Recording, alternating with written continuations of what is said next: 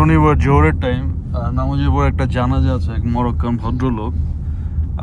ওনার কোনো ফ্যামিলি নেই, উনি একমাত্র মানুষ। তো ইমাম কালকে বলছিল যে যারা যারা পারো জয়েন করো। তো মোটামুটি দেখা যাচ্ছে মাশাআল্লাহ অনেক লোকজনই আসছে। الجنازة is 4 تكبيرات 4 تكبيرات. In the first takbir, inshallah ta'ala, we say Allahu Akbar and we read, inshallah ta'ala, Al-Fatiha, Surah Al-Fatiha. In the second takbir, inshallah ta'ala, we will read As-Salawat Al-Ibrahimiyya. We say Allahu Akbar and we read As-Salawat Al-Ibrahimiyya. Durur Ibrahim. In the third takbir, we make dua to our brother. May Allah give him maghfirah, inshallah. May Allah give him rahmah, inshallah. May Allah subhanahu wa ta'ala make his grave a garden of Jannah, inshallah. All the dua, whatever dua you know from the Sunnah, that's fine. If you don't know the Arabic dua, Urdu, English, any language, inshallah ta'ala. In the fourth and last takbirah, we say, Allahumma la tahrimna ajra, wa la taftinna ba'dah, waghfir lana wa la. Oh Allah, do not deprive us for supplicating for him, and do not let us go astray after him, and forgive us and forgive him. And we say, Assalamu alaikum wa rahmatullah, loudly to the right and softly to the left, inshallah ta'ala. This is a silent prayer, inshallah ta'ala. Salatul Janazah. যেটা বলতেছিলাম, ওই দরজা দিয়েই না এখানে লাশটা রাখা হয় ট্রলির উপরে, তারপর ওখান দিয়ে আবার বের করে দেওয়া হয়। আর ফিউনারেল এখানে অনেকটা বড় ব্যাপার, কিন্তু মুসলিমদের তো ফিউনারেল মানে মারা গেছে মানে কাহিনী শেষ, মানে death is enough for remembering him. ভদ্রলোক জুনের 20 তারিখ থেকে আমেরিকাতে। মসজিদের ইমামকে হসপিটাল থেকে ফোন করা হয়েছে যে মনে হয় একজন মুসলিম মারা গেছে, ওর কোনো আত্মীয় স্বজন খুঁজে পাচ্ছি না। তো আমাদের প্রিয় ইমাম উনি মরক্কান কমিউনিটিতে খোঁজখবর নিছে, এম্বাসিতে যোগাযোগ করছে। তারপর খোঁজখবর করতে করতে ওনার ইংল্যান্ডে একটা রিলেটিভ পাওয়া গেছে, বোন, এবং ইংল্যান্ডের বোন ওনাকে পারমিশন দিছে আর কি মসজিদকে, যে হ্যাঁ ভাইয়ের ফিউনারেলের ব্যবস্থা করেন। বেশিরভাগ ফেসবুক আর ইউটিউবে বিদেশের ভিডিও বলতে আমরা যেটা দেখি ঘোরাফেরা, আনন্দ উল্লাস, কিন্তু এখানেও এই পার্ট অফ লাইফ চলতে থাকে। বাংলাদেশে যখন আমরা কেউ মারা যাই, যেখানেই মারা যাই, বাসায় মারা গেলে হসপিটালে নেওয়া হয়, ডেথ সার্টিফিকেট একটা দেওয়া হয়, অথবা যেখানেই মারা যান হসপিটাল থেকে ডেড বডিটা বাসায় নিয়ে আসা হয়। সেখানে মসজিদের লোকজন অথবা ভাই বেড়াদার যারা আছে আমরা সবাই মিলা লাশটা ধোয়ায় আমাদের সরকারি কবরস্থান অথবা লোকাল যে কবরস্থান আমাদের যেমন পঞ্চায়েতের কবরস্থান আছে সেখানে আমরা দাফন করি। খরচ বেশি হয় না ওইভাবে। তো এখানকার ব্যাপারটা হচ্ছে, আমি যদি বাসায় মারা যাই বা যেখানেই মারা যাই, ওই পুলিশে 911-এ কল করতে হবে, ওরা আসবে, ফায়ার সার্ভিস আসবে, এসে ওরা ডিসাইড করবে যে মারা গেছে। তারপর এটা ফিউনারেল হোমে নেওয়া হবে। ফিউনারেল হোমটা হচ্ছে একটা প্রাইভেট সার্ভিস, একটা লাশ ধোয়ানোর জায়গা। ওইখানে মানে বাসায় লাশ ধোয়ানোর কোনো ব্যবস্থা নেই। বাসা থেকে বের হয়ে গেলে ওই ডেড বডি আর বাসায় আসবে না বাংলাদেশের মতো। তো ফিউনারেল হোমে বিধর্মী বলতে খ্রিস্টান বা অন্য ধর্মের লোকজনের ডেড বডি ওরা ক্লিন করে, কিন্তু মুসলিমদেরটা মুসলিমরাই ধোয়ায়। আমার ওইখানে সুযোগ হয়েছে 2-3 বার জয়েন করার। যেমন আমাদের ইমাম ধোয়ায়, অথবা আরও এক্সপার্ট অনেক ভাই ব্রাদাররা আছে, ওরা যে ধোয়ায়। আমাদের মুসলিমদের ওই ডেডিকেটেড শেলফ আছে, ওইখানে কাফন রাখা থাকে এবং প্রয়োজনীয় যা যা দরকার ওইখানে রাখা থাকে। তো ওখান থেকে ধোয়ানোর পরে ডিপেন্ডিং অন জানাজাটা কবে, যদি 1-2 দিন পরে হয় তো ওইখানেই লাশটা ফ্রিজিং করে রাখা হয় ফ্রিজারে। তারপর এরকম ওই গাড়ি মসজিদে নিয়ে আসে, তারপর মসজিদ থেকে জানাজা পড়িয়ে ওই গাড়িতে করে কবরস্থান চলে যায়। এবং কস্টটা ডিপেন্ড করে আমেরিকার বা কানাডার বিভিন্ন জায়গা ভেদে। আমাদের এখানে খরচটা $3,500 থেকে $4,500 মধ্যে থাকে, এবং কস্টটা ফ্যামিলি থেকে যদি না দিতে পারা যায় তাহলে মসজিদ থেকেই ওটা ব্যবস্থা করা হয়, এবং মসজিদে আর কি কমিউনিটির লোকজন সবসময় ডোনেট করতে থাকে। এ হচ্ছে ঘটনা। আর কালকে যেমন একটা ভিডিও আপলোড করলাম ইসলামিক সেন্টার অফ আরভিং এবং মসজিদের অ্যাক্টিভিটিস এবং বাংলাদেশের মসজিদের কার্যক্রমের ব্যাপারে। আসলে আমরা যারা বিদেশে আসি, আমরা বিদেশের অনেক কিছু দেখলে ওয়াও বলে ফেলি এবং একচেটিয়া বলতে থাকি।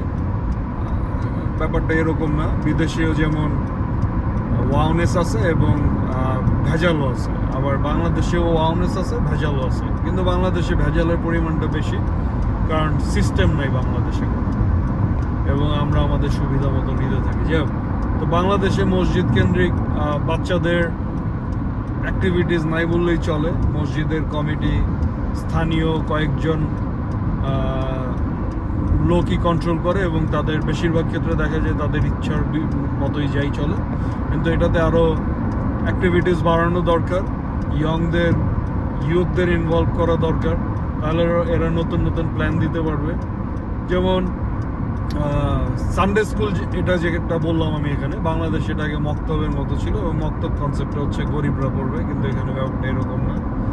সো মক্তবের অ্যাক্টিভিটিস বাড়ানো যেতে পারে। আমি আমার লোকাল এক্সপিরিয়েন্স থেকে বলতেছি ভাই, অন্য এলাকায় ডিফারেন্ট এক্সপিরিয়েন্স হইতে পারে এবং আমার জ্ঞান সীমিত। এইখানকার মসজিদে যেমন একটা ফুড প্যান্ট্রি একটা ব্যাপার আছে, এখানে খাবার দাবার থাকে গরিবদের জন্য এবং এটা মুসলিম নন মুসলিম ম্যাটার করে না। ফুড প্যান্ট্রিতে ধরেন যে ধরনের খাবারগুলা দৈনন্দিন লাগে, ধরেন বাংলাদেশের পার্সপেক্টিভে চাল, ডাল, নুন, তেল, ময়দা, এই ধরনের ব্যাপারগুলো। এবং ফ্রিজও আছে যেখানে মাছ মাংস থাকে, অনেকে ডোনেট করে কোরবানির সময়, এখানে মসজিদে মাংস ডোনেট করে। এবং এগেন মুসলিম নন মুসলিম সবার জন্য এটা ওপেন, যার অভাব আছে বা প্রয়োজন আছে এটা তারা পায়। এবং এটা ওই ফুটানোর কিছু নয়, প্রচণ্ড গোপনীয়তা যতটুকু রক্ষা করার, মেনটেন করার করে তারা দেয়। তো আমাদের এলাকার মসজিদেরও একটা ফুড প্যান্ট্রির ব্যবস্থা থাকতে পারে। হ্যাঁ, আমাদের এলাকায় অনেকেই রোজার সময় চাল ডাল প্যাকেজ করে, উইচ ইজ গুড, কিন্তু মানুষের অভাব তো সারা বছর লেগেই থাকে। সো যে অভাবী হয়তো চাইতে পারে না, ভিক্ষা করতে পারে না, সে ওই মসজিদের কাছে যে বললো, মসজিদ তাকে দিয়ে দিল, এটা মানে দানের মতো থাকলো না, মানে এটা তার অধিকার। গরিবের, বড় লোকের টাকা গরিবের অধিকারই তো, তাই না? মানে দুইজনের জন্যই তো পরীক্ষা। কিন্তু মসজিদে ফুড প্যান্ট্রি যদি না থাকে, তাহলে যেটা হয় ইন্ডিভিজুয়ালি, যে ইন্ডিভিজুয়ালের কাছে চাইতে হয় যে ভাই আমাকে দেন। সো ব্যাপারটা একটু লজ্জাজনক হয়ে যায়। অথবা ফুড প্যান্ট্রিটা বেটার অপশন হইতে পারে। ধরেন আমাদের এলাকার মসজিদে যদি, ধরেন এই যে আমাদের আব্বাস উদ্দিন রোডের মসজিদে যদি একটা ফুড প্যান্ট্রি থাকে, এখানে খাবার দাবার জমা থাকবে আর কি, মানে পোটলা করা থাকবে, বা সপ্তাহের একদিন যে শুক্রবার নামাজের পর দেয়া থাকবে। এখন যারা ডোনেট করবে তারা বলে দিবে যে এটা মসজিদ পারপাস, এটা ফুড প্যান্ট্রি পারপাস, বা কেউ খাবার দাবার কিনা ডোনেট করতে পারে। আমেরিকাতে বা নর্থ আমেরিকাতে বা অন্যান্য দেশেও হইতে পারে ফুড প্যান্ট্রি একটা বড় ব্যাপার। এটা খ্রিস্টানদের চার্চও করে, মসজিদও করে। তো এই কনসেপ্টটা হইতে পারে। এবং এগেইন সর্বক্ষণ সবসময় যাতে একটা ওয়েলকামিং এনভায়রনমেন্ট থাকে মসজিদে, যাতে সবাই আসতে পারে। এখানে মহিলাদেরও নামাজের আলাদা জায়গা থাকে। হ্যাঁ, হাদিস বলে মহিলাদের প্রয়োজন ছাড়া মসজিদে না যাওয়া উত্তম, ভেরিফাই করে নিন। কিন্তু এখানকার ব্যাপার যেহেতু একটু ভিন্ন, কারণ বাংলাদেশের মতো তো এখানে জায়গায় জায়গায় মসজিদ নাই বা ওই রকম ব্যাপারটা নাই। তো এখানে মহিলারা আসে, অনেকে সিঙ্গেল মাদার আছে, তারা বাচ্চাদের নিয়ে আসে। সো বাচ্চাদের শেখার অনেক জায়গা থাকে এবং মহিলাদেরও আলাদা অ্যাক্টিভিটিস হয়। এবং ধরেন সপ্তাহে একদিন সিস্টার্স নাইট, মানে ওখানে মহিলা আলেম ইসলাম নিয়ে আলোচনা করে, যেখানে মহিলারা বসে, মানে র্যান্ডম আলোচনা, যেটা কনভারসেশন হইতে থাকে বিভিন্ন প্রোগ্রাম, ওইখানে ব্রাদার সিস্টার্স সবই থাকে, মানে মহিলারা মহিলাদের সাইড থেকে শুনে, বসে বসে শোনে। কিন্তু এখানে স্পেসিফিক সিস্টার্স নাইট নামেরও একটা ব্যাপার থাকে এখানে, যে ওকে ওটা মহিলাদের জন্য, মহিলারা বসে বসে শুনবে আর কি, এরকম। যে এগেইন অ্যাক্টিভিটিস মসজিদ থেকে করেন বা আপনি যে ধর্মেরই হন, আপনার উপাসনালয় থেকে করেন, কমিউনিটির বেটারমেন্টের জন্য, ব্যালেন্সের জন্য এই ধরনের অ্যাক্টিভিটিসগুলো যদি নেওয়া যেতে পারে মসজিদ থেকে বা আপনার উপাসনালয় থেকে, তাহলে হয়তো ব্যাপারটা ভালোবাসা ছড়ায় দেওয়ার মতো। রিলিজিয়ান খালি নামাজ পড়, মসজিদ ধরে নিয়ে আসবেন। আমরা ছোটবেলায় যেমন খেলতে থাকতাম তো পাবলিক জামাতের লোকজন দেখলে আমরা দৌড় দিতাম উল্টা দিকে, মাঝে মাঝে ধরা পড়ে যেতাম। ঠিক আছে, ওনাদের উদ্দেশ্য ভালো, কিন্তু ব্যাপারটা তো হওয়া উচিত আমরাই যাবই, তাই না? মসজিদ থেকে বাচ্চাদের, যেমন মসজিদের যে প্রোগ্রামগুলো হয় এখানে ডিনার সার্ভ করা হয়। ধরেন কোনো গেস্ট লেকচারার আসছে, আজকে ফ্যামিলি নাইট, প্রোগ্রামের পর ডিনার সার্ভ করা হবে, মানে এটা ওপেন হইতে পারে অথবা বক্স ডিনার হইতে পারে। বাচ্চাদের জন্য পিৎজা থাকে। একটা ওয়েলকামিং এনভায়রনমেন্ট, মানে প্রত্যেক জায়গায় প্রত্যেকের প্রবলেম থাকে, কিন্তু এগেইন এ হচ্ছে লং স্টোরি শর্ট যে কবরস্থানে যাচ্ছি। আর আমার এক্সপেরিয়েন্স, আমি ভুল হইতে পারি, এখানকার এক্সপেরিয়েন্স বাংলাদেশের কমিউনিটির লোকজন এই জানাজা বা এইসব ব্যাপার ট্যাপারে অন্যান্য কমিউনিটির চেয়ে একটু পেছানো বা ব্যস্ত তারা, বা not that encouraged, I don't no, আমার এক্সপেরিয়েন্স এরকম আর কি। বাট অন্যান্য সব প্রোগ্রামে আমরা বাংলাদেশের কমিউনিটির সময় সুযোগ হয়ে যায়। পয়লা বৈশাখ বলেন, হ্যাপি নিউ ইয়ার বলেন, 4th of জুলাই বলেন, থ্যাঙ্কস গিভিং বলেন, অথবা কিছু কিছু মানুষ ক্রিসমাসও সেলিব্রেট করে। Anyway, that's another discussion. কিন্তু জানাজা বা ফ্যামিলি নাইট বা ওই যে কোনো গেস্ট লেকচারার আসলে জুম্মার পরে সন্ধ্যার সময় যে আলাদা প্রোগ্রাম হয়, এগুলোতে আমাদের উপস্থিতি একটু কম। হয়তো তাদের ব্যস্ততা বেশি থাকে, আই ডোন্ট নো, মানে with due respect to them. এখানে অন্য কমিউনিটির লোকজন, পাকিস্তানি, ইন্ডিয়ান, ওনারা বেশি ইনভলভ, এবং গুটি কয়েক বাংলাদেশি ফ্যামিলি যারা মসজিদের সাথে রিলেটেড, ওনারা সবসময় আসার চেষ্টা করে এবং ওনারা বাচ্চাদের নিয়েও আসার চেষ্টা করে। That's another personal practice, I am not saying good or bad, আল্লাহ ভালো জানে। আমার নিজের অনেক গুনাহ আছে, আমি সিনার, এবং আমার নিজেরও অনেক ভুল আছে, এখনও করতেছি। এবং 20 বছর আগে লাইফ নিয়ে আমার যে কনসেপ্ট ছিল, ওইটা আমি এখন আর নাই। এখন যে লাইফ নিয়ে কনসেপ্ট আছে, 20 বছর পরে হয়তো বেঁচে থাকলে এটাও থাকবে না। It's a continuous process. আমরা অনেক সময় আমাদের আইডিয়ার প্রতি ফিক্সড হয়ে যাই, আমি যেটা জানি সেটাই বেস্ট, কিন্তু সবচেয়ে বেটার অপশন হচ্ছে আমাদের ব্রেনটাকে ওপেন রাখা এবং আল্লাহর কাছে দোয়া করা যে Allah keep our heart and mind open, so that anything good comes, we are open to accept it, and we are open to listen to good people, so that we can fix ourselves. আগে মারা গেলে পুলিশের service ছিল, ওটা paid service, মানে police আমাদের সামনে থাকবে, রাস্তা আটকাবে এবং গার্ড দিয়ে নিয়ে যাবে, আমরা একটানা চলতে থাকবো এরকম ব্লিঙ্কার লাগায়। কিন্তু এখন এই সার্ভিসটা নাই, কারণ এটা শুধু মুসলিমদের জন্য না, সবার জন্য ছিল। তো এবং এই যে ওরা বুঝছে যে এটা মানে মরার সব যাত্রা, তো ওরা থেমে থেমে আর কি রেসপেক্ট জানাচ্ছে। তো পুলিশের ওই সার্ভিসটা নাই, কারণ এই জোরে চালানোর ফলে অনেক অ্যাক্সিডেন্ট হয়েছে, বেশ 2-3 জন পুলিশ মনে হয় মারা গেছে। সো আমাদের ওই লাইন ধরেই যাইতে হয়, কিন্তু আমাদের ওই সিগন্যাল মেনে চলতে হয়, মানে গ্রিন থাকলে যাব, রেড থাকলে থামতে হবে। আগের মতো একটানা যাওয়ার সুযোগ নাই।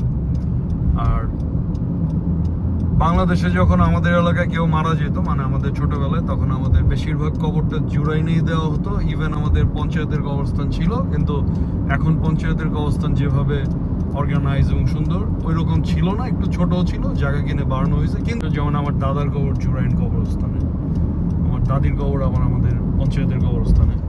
তো আগে কেউ মারা গেলে আমরা ছোটবেলায় ওই জুরাইনে হেঁটে হেঁটেই যেতাম, ধলাইপাট দিয়ে ওই গ্যান্ডারিয়ার ওদিক দিয়ে, অথবা ট্রাক আনা হইতো এবং বাচ্চারা আমরা ট্রাকের ড্রাইভারের যে উপরের জায়গাটাতে বসতাম, থাকতো ওইখানে বসতাম। কিন্তু এখন বুঝি সেটা কত ঝুঁকিপূর্ণ ছিল, ইভেন তো তারা অনেক স্লোলি চালাইতো। তো যে আমার পার্সোনাল এক্সপিরিয়েন্স বাংলাদেশি কমিউনিটি নিয়ে এখানকার, ধরেন এই যে গাজায় যত হামলা টামলা চলতেছিল, মানে শুরুর দিকে দীর্ঘ সময় চলছে, সেখানে এখানকার পাকিস্তানি কমিউনিটি বা আরব কমিউনিটি যতদূর আমি জানি এবং দেখেছি, তারা খুবই মানে স্যাড মোডে ছিল এবং বড় বড় অনুষ্ঠান তারা অ্যাভয়েড করছে। কিন্তু আমাদের এখানকার বাংলাদেশি কমিউনিটিরা এই সময়, এগেন সবাই না, মানে কিছু কিছু ফ্যামিলি তো অবশ্যই বাঁচছিল, এবং হয়তো তাদের বেশিরভাগ ফ্যামিলি হয়তো মনও খারাপ করেছে, কিন্তু তাদের কনসার্ট আয়োজন, বড় বড় প্রোগ্রাম অ্যারেঞ্জমেন্ট এবং বিভিন্ন যে কালচারাল অনুষ্ঠানগুলো, এটা কন্টিনিউ ছিল। মানে ওই সময়ে যখন হাজার হাজার মানুষ মারা যাচ্ছিল বোমা খেয়ে, সো মসজিদে ইমাম সাহেবরা বলে যে মুসলিম কমিউনিটি শুড বি, যে একজনের গায়ে আঘাত লাগলে আরেকজনের ব্যথা পাওয়ার কথা। যেমন আপনার পায়ের আঙ্গুল যদি কেটে যায় আপনার সারা বডি তো ব্যথা করে, কিন্তু এখানকার ব্যাপারটা এরকম ছিল না। আমার এক্সপেরিয়েন্স ওই কনসার্ট, নাচ গান, আনন্দ উৎসব ওই সময়ে তারা অ্যারেঞ্জ করছে, মানে আমরা অ্যারেঞ্জ করছি বাংলাদেশের কমিউনিটি, এবং আমরা বেশিরভাগ লোক এখানে অ্যাটেন্ড করছি। That's my experience here. যাই হোক, আমরা কেউই পারফেক্ট না, আমরা কেউ সাধু না, কিন্তু আমাদের এখন ওই আগের দিনে ছোটবেলায় যখন আমি দেখতাম আমাদের এলাকায় কেউ মারা গেছে, আমাদের এলাকায় তো আত্মীয় স্বজন, কিন্তু যেসব এলাকায় নন আত্মীয় স্বজন ওই এলাকাটা 7 দিন 8 দিন বা 10 দিন একটা স্যাড মুডে থাকতো। আর এখন যেটা দেখা যায়, পাশের বাসায় লোক মারা গেছে, আমাদের লাইফ স্টাইল কন্টিনিউ চলতেই থাকে, মানে ফেসবুকে ছবি আপলোড, আনন্দ উৎসবের। তো এখানকারও হয়তো আমাদের হার্টটাই হয়তো একটু টাফ হয়ে গেছে, বা আমরা এখন less sensitive to the death of the people. So বাংলাদেশে হোক, এখানেই হোক, এখন আমাদের মৃত্যু, আমাদের অন্য একজনের মৃত্যু আমাদের হৃদয়কে স্পর্শ করে না, আনলেস আমাদের বাসার কেউ মারা গেছে, ওইটা হয়তো আমাদের টাচ করে এখন, আদারওয়াইজ আমাদের ওইটা এখন আর টাচ করে না। আমরা এখন ভার্সি সেমেট্রির কাছাকাছি চলে এসেছি, 3 miles from here। এবং এই জায়গাটা খুব সম্ভবত একজন ভদ্রলোক ডোনেট করছে, পাকিস্তানি কোনো ডাক্তার, এবং মসজিদ এটা এখন টেক কেয়ার করতেছে, সম্প্রসারণ করতেছে। ওয়েল, এখানে ইন্ডিয়ান পাকিস্তানি এরা তো অনেক আগে থেকে আসছে, এবং এরা প্রফেশনাল, ভালো ভালো পেশায় আছে, মিলেনিয়ার সব ডাক্তার। সো ডোনেশনের ব্যাপারে এদের হাত খুব বড়, মাশাআল্লাহ। এবং ট্যাক্সেরও ব্যাপার আছে, মানে একটা সার্টেন ইনকামের পর যদি ওই ইনকাম লেভেল ক্রস করেন তাহলে ট্যাক্স অনেক হাই। সো ওইটার ব্রেকে, ওইটার নিচেও থাকে, তারা ডোনেট করে দেয় টাকাগুলো, বোথ ওয়েতে কাজ হয়। এক বড় ভাই সে এখানে বলতেছিল, উনি মসজিদের সাথে ইনভলভ, স্কুলগুলোর সাথে ইনভলভ, যে বলতো সবচেয়ে বেশি ডিভোর্সের হার বা ফ্যামিলি প্রবলেম কোন কমিউনিটিতে বেশি? মুসলিম কমিউনিটির মধ্যে। আমি বললাম I don't no, maybe Bangladesh, India. বললো না, আরব কমিউনিটিতে। So real picture is different. আমার একটা মরক্কান কলিগ আছে, 22 বছর বয়স ছেলে, ও আর ওর মা 3-4 বছর আগে এখানে আসছে, কাজ করে আমার সাথে। ইংলিশের অবস্থা খুবই খারাপ ছিল ওর মার, মানে ইয়েস নো ছাড়া কিচ্ছু জানতো না, এবং ও মোটামুটি 1-2 লাইন বলতে পারতো। তো এখন ওর মা একটা বেবি সিটিং এ জব করে আরব কোনো ইয়ের, সো ওনার জন্য ইজি হয়েছে। ছেলে আমাদের সাথে এখনো কাজ করে এবং ইংলিশ শিখে, স্কুলে যায়। তো ওরা কালকে জিজ্ঞেস করলাম যে কিরে ভাই, টার্কিতে সবাই বেড়াইতে যায়, এত সুন্দর দেশ, তুই আমেরিকাতে আসছিস গ্রিন কার্ড নিয়ে, তো কোনটা মানে বেটার কোনটা? বললো ভাই, টার্কি তো দেখতে অনেক সুন্দর, কিন্তু লাইফ স্টাইল এত সহজ নয় এখানে। আর এরদোয়ান যে আছে, মোটামুটি আমাদের ডিকটেটর, আমাদের সরকারের মতো, সাবেক সরকারের মতো, বা বর্তমান সরকারও হয়ে উঠতে পারে যে কোনো সময়। বললো 2-3 বছর আগেও $1 সমান সমান ছিল 2 টার্কিশ লিরা, এখন ওইটা $46। মানে $1 সমান সমান 46 পয়েন্ট সামথিং 67 টার্কিশ লিরা। আচ্ছা, ওই যে ওইখানে কবর, এ হচ্ছে আমাদের ইমাম, ডিয়ার ইমাম। He is the coolest one, very active ইমাম, এবং কমিউনিটিতে খুবই, এই যে যত র্যালি ট্যালি হয়েছে এগুলো অর্গানাইজ করে, মানে দুর্বল ইমাম না আমাদের বাংলাদেশে যেটা হয়, যে মসজিদ কমিউনিটি যে কমিটি যেটা বলে ইমাম দৌড়ের উপরই থাকে, এরকম না ব্যাপারটা। সো যাক, টার্কিশের ওই ছেলের কথা অনুযায়ী যে ভাই এত সহজ না জীবন ওইখানে, আমেরিকাতে কাজ করলেও মোটামুটি থাইকা খাওয়া চলা যাবে, কিন্তু এখানে বেকার, বাংলাদেশের মতোই বেকার সমস্যা, সরকারের দুর্নীতি, এখন একতন্ত্র চলতেছে। সো ঘুরতে যাওয়া পর্যন্ত ঠিক আছে, বাট ইনফ্লেশন যেখানে 2 বছরে বা 3 বছরে $1 সমান সমান 2 টার্কিশ লিরা থেকে 46 প্লাস টার্কিশ লিরা হয়ে যায়, তো বুঝ অবস্থা। সো ফেসবুক, ইউটিউব এবং নর্মালি আমরা যা জানি, রিয়েল পিকচার পৃথিবীর আলাদা, যদি লোকালদের সাথে কথা বলা যায় আর কি।